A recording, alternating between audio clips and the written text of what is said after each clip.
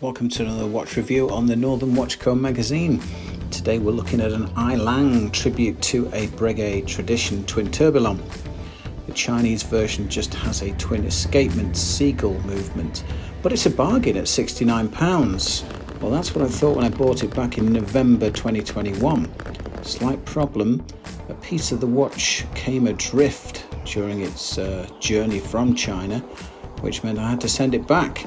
And that took months and a cost of £9.50 to do so.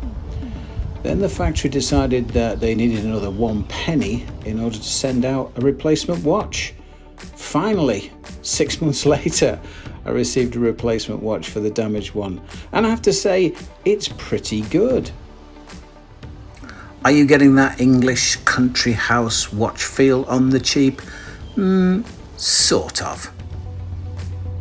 It's got a nice rose goldy looking chain feel to the case, and it's got a proper leather strap too, which does feel very stiff and durable, like it's going to last for a few years. These are good points. It only needs a little bit of a shake to get going. You've got your see-through case back as well. It does feel decently made for sort of, £70. You can't complain. This is the kind of watch which impresses people who don't really know anything about watches. It's big, it's a bit gaudy, it looks old-fashioned, but obviously it's actually modern and built down to a price.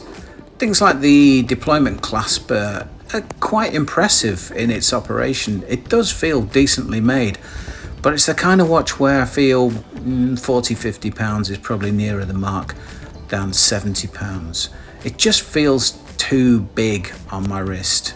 I don't really know why, but maybe it's all the trouble I had getting a replacement one that's put me off. If you want more watch reviews and news, go to www.thenorthernwatchco.com. Thanks for watching. See you next time.